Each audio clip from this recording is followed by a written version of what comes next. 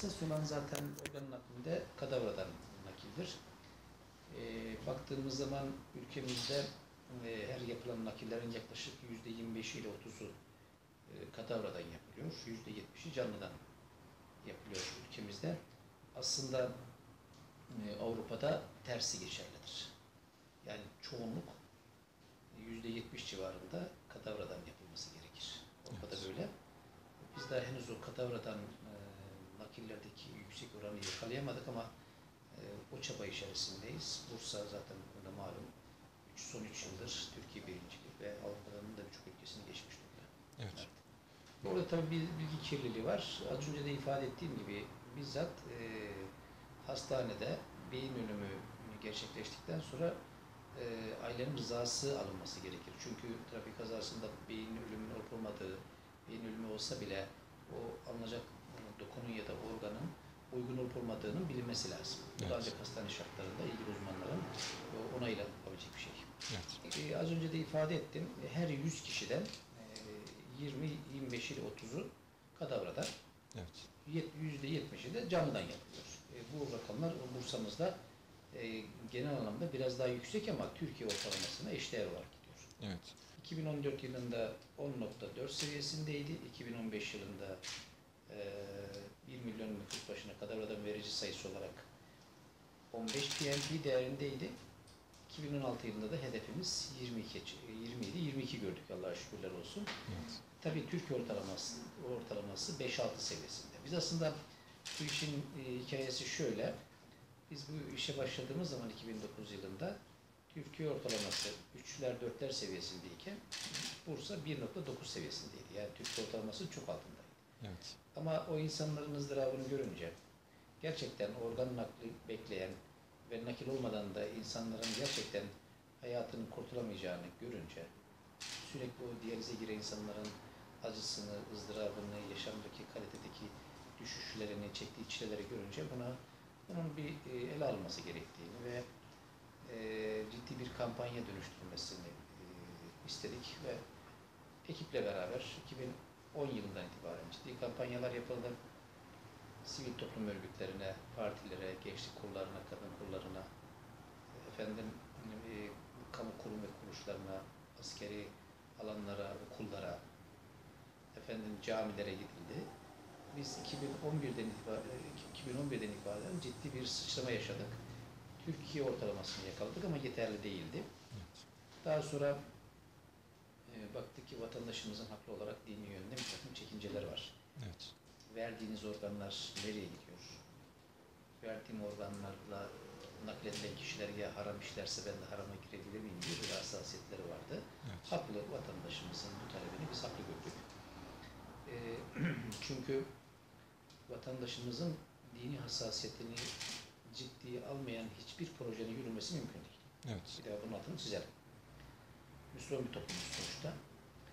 Dolayısıyla İslami açıdan da bunun bir net bir şekilde ifade edilmesi gerekir. Evet. Hukuken olabilir ama iki açıdan da uygun mu değil mi onu bizim netleştirmemiz gerekiyordu. Tabii biz o zaman konuyla ilgili fetvaları araştırdık. 1950 yıllarında verilen fetvalar var. Ve 2011 yılında, 12 yılında bu çalışmaları yürütürken, bu kampanyaları yürütürken baktık istediğimiz sonuç gelmiyor. Sebebi de dini yönden çekinceler. O zaman dedi ki dini yönden biz bu vatandaşımızı ikna etmemiz lazım. Evet. O zaman Diyanet İşleri Başkanımızın fetvası geldi. Böylelikle biz bunu kamu spotu olarak yayınladıktan sonra yetmedi. Biz o dönemdeki bütün camilerde görevli din görevlerimizin, müftümüzün desteğiyle eğitim aldık. Evet. İlahiyat Fakültesinden yetkin, fıkıh anabilimden, anabilim dalından yetkin hocalarımızın bu konuda saygın, otör diyebileceğimiz ve gerçekten de bütün imamlarımızın, din görevlerimizin kabul ettiği hocalarımızın desteğiyle biz yaklaşık burada 900 tane imamımızı, cami görevlimizi bize eğitim aldık. Ve bu eğitimin sonucunda camilerde, vaazlarda, hutbelerde bu irade edildi ve bu iradenin sonunda da vatandaşımızın bu ikna olayı hızlı bir şekilde artmaya başladı. Yetmedi, okullarda öğretmenlerimizi biz eğitim aldık. Aynı şekilde vatandaşımızın ilk müracaat yeri olan aile hekimlerimize eğitim aldık. sağlık. Yani vatandaşımızın mahallede hekime soruyor, din görevlisine, cami imamına soruyor, öğretmene soruyor. Üçü de aynı şeyi söyleyince de artık vatandaşımızın bu konuda tereddütü kalmadı. Evet. Ve bunların sonucunda 2012 yılından itibaren biz Türkiye birinciliğine sıçradık. Evet. 2013 yılında Türkiye ikincisi olduk. Antalya bizi geçmişti yüz nakillerinde malum. Evet. 2014'ün tekrar Türkiye birincisi olduk ama artık rakamlar beşer beşer gelmeye başladı. 2015 yılında dedik ki hedefiniz 15 olacak. 15 artık 5-5 sıçramamız gerekiyor. 2015 ile kritik 2015 rakamı 15'te 15 PMP rakamı kritikti bizim için. Çünkü Avrupa ortalaması oydu. Avrupa ortalamasını yakalamamız gerekiyor. Evet. Böyle kendimize bir hedef koyduk. Allah'ıma şükürler olsun. 2015'te 15 PMP görerek Avrupa'nın birçok ülkesini geride bıraktık. Evet. Dedik ki 2016 yılında hedefiniz 20. Evet. 20 dediğiniz zaman Avrupa ortalamasının üzerine çıkıyorsunuz. Evet. Zaten dünyada şu anda önde olan en yüksek seviyede 37-38'ler seviyesinde İspanya var. Evet. Ondan sonra Fransa geliyor, Kanada geliyor, 20'ler seviyesinde İngiltere var. Biz ilk İngiltere'ye geçeceğiz. Almanya'ya Evet. geçmiştik zaten 2015'te. 2016 yılında İngiltere'de geçeceğiz diye kendimize bir hedef koymuştuk. Allah'a şükürler olsun 2016 yılının sonunda İngiltere'ye de geçtik, 20'nin üzerine de çıktık. 22 PMP'ye ulaşarak dünyanın da Avrupa'nın birçok ülkesini geçtiğimiz dünyanın da sayılı ülkelerinin önüne geçmiş olduk burs olarak. Evet. Tabii bunu şöyle ifade ediyorum ben, bu toplumda bir şeyler yapmak istiyorsanız kesinlikle toplumun vicdani, dini ve hukuksal anlamda da o endişelerini gidermeniz lazım. Evet. Orada çok ciddi bir inanç vardı. Çok ciddi bir ekip çalışması vardı. Yaklaşık 8 senedir uğraşıyoruz. Bu ekibin bir defa köy köy, kasaba kasaba, ilçe ilçe, il bölge olarak çalışıyoruz nihayetinde. İl il çalıştık çünkü bizim bölgemizin içerisinde Çanakkale, Balıkesir, Yalova ve Bilecik ilçeleri de var, illeri de var, özür dilerim. Onların da bu sürece dahil ettik. Evet. Buradaki disiplini onların içerisinde de o şekilde de hastane o ekibin de çalışması gerekiyordu. Çünkü bu çok yönlü bir çalışmaydı. Çok büyük çapta bir organizasyon gerektiriyor. Bir defa vatandaşın inanması lazım ki organını versin. Evet. Vatandaş organını verdi. Hastanedeki yönetimin, ekibin, yoğun bakımda çalışan 4 uzmanın, burada çalışan hemşirenin, ebenin bu işe inanması lazım.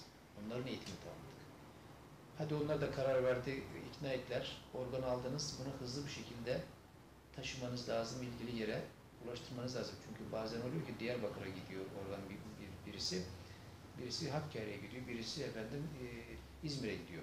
Onu hızlı bir şekilde ulaştırabilecek organizasyon altyapıyı da kurmanız lazım. Evet.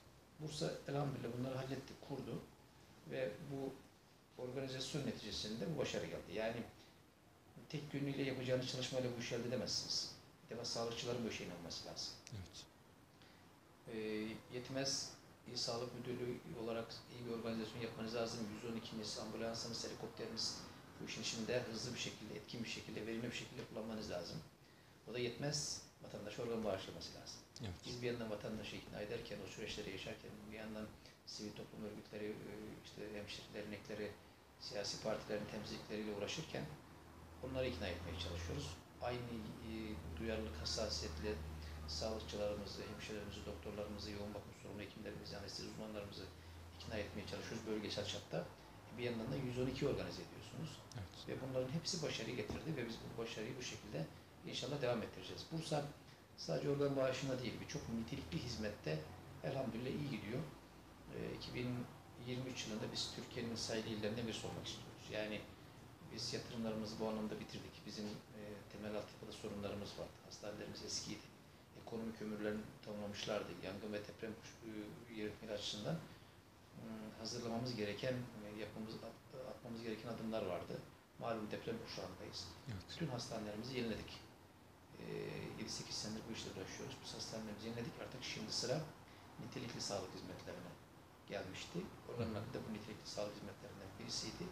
Onu başardık. Elhamdülillah. Bundan sonra da inşallah reimplantasyondu, yanık merkezleriydi, kanser terapisiydi gibi daha nitelikli hizmetlere yoğunlaşmış durumdayız. Birkaç sene içerisinde yatırımlarımızla birlikte inşallah bu planlamalarımızı da bitirmiş olacağız. Yani şu anda birçok organın nakli yapılabiliyor. Her şeyden önce böbrek, kalp, karaciğer, pankreas, bağırsak gibi organlar yapılabilir. Evet. Yapılıyor da zaten. İşte dokulardan da efendim kornea, deri, kemik iliği, yüz, kol, bacak gibi organ şeylerinde, uzuvlarında nakli yapılabiliyor. Şimdi şu anda biz böbrek ve karaciğeri yapıyoruz. Evet. Korneayla yapıyoruz. Şu anda yüksek ihtisas bünyesinde organ nakli merkezi yapıyoruz. Orada da böbrek ve karaciğere başlayacağız. Kalp için şu anda Uludağ Üniversitesi hazırlık yapıyor. Evet. İlaveten bizim şehir hastanesinde ve yeni yapacağımız Ali Osman Sönmez Çekirge Devlet Hastanesi'nde de organ nakli merkezi planlıyoruz. Oralarda hizmete girdiğinde artık kalp nakli yapmış olacağız. Zaten yüz nakilleri için ya da diğer nakiller için özel bir çaba gerekmiyor. Oralarda da siz altyapı kurduktan sonra ilgili uzmanlar yeterli sayıya ulaştıktan sonra onları da yapabilirsiniz. Evet. Şu an fazla ihtiyaç duyulan böbrek, karaciğer yapıyoruz. Bugün itibariyle rakamlar da burada. Türkiye'de böbrek olarak 21.664, karaciğer için 2.200, kalp için yaklaşık 800, akciğer için 44, pankreas için 278, toplamda da yaklaşık 25.000 kişi nakil için sıra bekliyor. Evet.